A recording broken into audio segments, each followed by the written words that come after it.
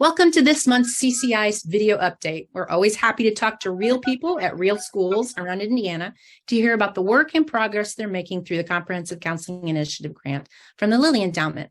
Today, our guests are Shelley Christmas, Director of Curriculum and Technology, and Megan Shake, Career and Graduation Coach with the Loogootee Community School Corporation. Thank you both so much for being with us and welcome.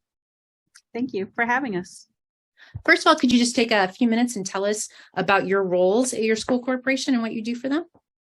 My name is Shelley Christmas. I am the Director of Curriculum and Technology at Loogootee.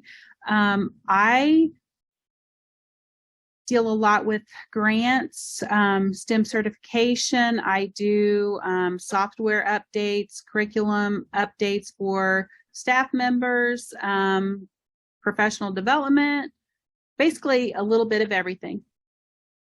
Sounds like you have a lot to do. Yes, I do. How about you, Megan? I am the Youth First social worker, so I work with mostly K through 8, but I do K through 12. And I work with students in individual group settings and classroom presentations as well. And I work on anything from anxiety to grief, social emotional learning, and anything and everything in between. Can you tell me about your K-12 staff? What counselors do you have? How does that work? We are a very small corporation in rural southern Indiana. We have approximately 44 teachers. We have K-12, 5 administrators, a superintendent, and then we have one high school counselor who does more scheduling type endeavors, getting kids ready for college.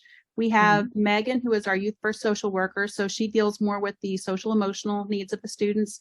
And then we have our graduation and career coach, which is Stephanie, and she takes a little of both of those areas and works with students, to help them out. Excellent. So K-12, there are 3 people that you would say are part of your school counseling team. Yes. Excellent. Yes. So then what roles did both of you play in the Comprehensive Counseling Grant and the initiative there? I originally helped to write the grant, and then I was not the person in charge of it, but our former Director of Curriculum and Technology left. And when she did that, I assumed that position. So I picked up where she left off and helped with the implementation of all the programs that we had started. Okay, well, can you share with us your experiences during your years with the CCI? Maybe some stories that you have of things that happened while you were using the grant? We've had a great experience with the Career Counseling Grant. It has helped us create a graduation and career coach who is not with us today, but her name is Stephanie. She works one-on-one with students. She creates weekly goals with the students. She helps them succeed in their classroom endeavors. So they'll come in and work on homework and everything else with her during the week. She keeps up with them. She contacts home. She helps them with their 21st Century Scholarship program. She makes sure they jump all through the hoops to get that.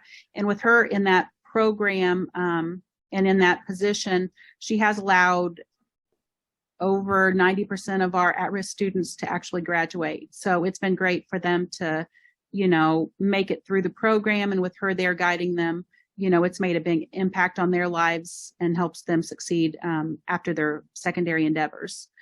We have Megan.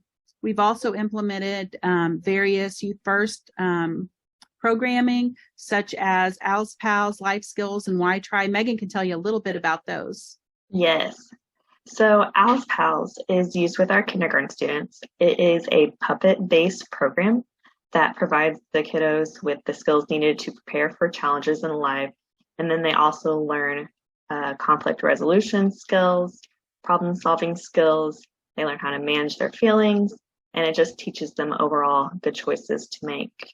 And then our life skills program, it's used in different K through 8 health classes.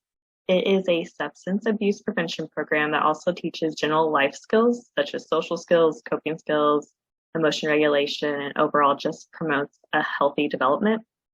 And then our Why Try is a program for at-risk students. We are using that program with our 4th graders, and it's in a small group setting.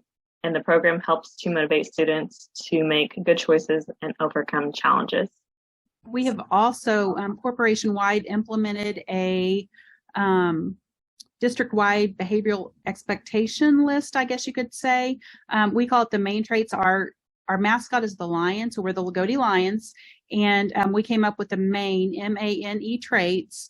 And what that does, we have posters in every classroom across the corporation, and those main traits, there's 10 of them, show soft skills that students need to become aware of to help them succeed in their, everyday life. Some of them include getting grit, being respectful, paying it forward, get along with others, be flexible, join the club, keep learning. So I know there's a big focus corporation-wide on that as well. And I think that's had a big impact on kids' lives. And we have a reward system set up too, where kids are excited to get their main trait cards punched. And our middle school actually, students developed this themselves. They had a main traits Olympics. So through the whole year last year, the middle school kids did this. I was amazed. But they had different classes. We have When, What I Need classes. So it's like 30 minutes set aside a day where kids can work on accelerating academics. But what they've done is they have competed class to class to class. And at the very end of the school year, they ended up having a cookout. So to me, that was probably one of the best parts of it, is that the kids were so excited about it that they created their own program without us, having to enforce it. Right. So you had some student voice in there, even though you didn't necessarily ask for it. That's wonderful. Yep. That's wonderful. Great. So what role did the grant play in allowing you to do these programs? The grant financially helped us with the Youth First programming. So the Why Try, the Owls Pals, and the life skills. Megan, we also have her through another grant. The community puts in half of her salary and the school covers the other half. Being able to add Stephanie on as our graduation and career coach also came out of that funding. It also, besides funding, it was great to be able to have, just kind of the momentum behind us to implement the main trait. So that didn't cost much money at all, but, that affects every kid K through 12. And, it was just like a little push to go in that direction. That's awesome. How do your parents respond to some of the programs? Our elementary principal, she has 2 young daughters and a son. The son's not in school yet, but I remember she's got Elin and Embry, and Elin was learning how to ride a bike, and she kept falling off. And, she kind of dug her heels in, and she looked at Lacey, or at her mom, and she said, I've got to get grit. I just got to get grit to get through this. So we really, that there for a student, probably in first or second grade, to know that they needed to have grit and know what that means, was a great focus for them. That is excellent. That is excellent. And when she's trying to persevere in her freshman year of college, she will remember that lesson. That's right. We hope she does. Yeah, absolutely. I like that. Okay. So let's see. If you could recommend some resources that you've used or that you've wish you had as you were going through this process to other school counselors or other schools, what would you say? We typically have a book study yearly. And over the past probably 5 years, the corporation really wanted to focus on growth mindset. So we had a great time last year. We had a book study on the Energy Bus by John Gordon. What that is, it's a book, the Energy Bus, you kind of have school bus, Energy Bus. The Energy Bus takes readers on an enlightening ride, and it gives you 10 secrets for approaching life and work with the kind of positive forward thinking that leads to true accomplishment at school and at home. And I think that helps our teachers to always remember to have positive thinking, and then also to know that they can impact students so they can also have positive thinking. And, hey, I'm going through a rough time right now, but if you look ahead and say, hey, I'm going to be stronger when I come out, that's, an enlightening story to hopefully motivate everyone to, see light at the end of the tunnel. Absolutely. Do your teachers respond well to those book studies? Do they enjoy those? Is that something that they really engage in? Were you in on that one, Megan? No, I was not. Okay. For the most part, yes. I know there's times, just as a regular, you're like, oh my gosh, I don't have time. Right. Sometimes you show up and go, I didn't read this. But then when you start discussing, that really brings out, the book, and then you get motivated to go back and read it. And there's also another one. I think it was Soup for the Soul, I think, by him as well. That was a very good one too. I read that one with a group of teachers. I was a beta sponsor. So that's what we did across the nation, is work together on that one. And it's inspiring. So then, of course, the next question I have to ask is about sustainability. How are we going to keep Stephanie doing her good work after this grant is over? We have set aside ESSER money to continue our program, which ESSER is another, government grant that is given to schools for after the COVID pandemic. So we have money set aside through that. We also have money set aside through Title IV. And then the corporation, of course, the corporation has seen the impact that has been made. So the corporation is pulling aside a little bit of funding to help continue our programs as well. Oh, that's awesome. Wonderful. So how do you share with your corporation and your stakeholders the impact that your programs are having?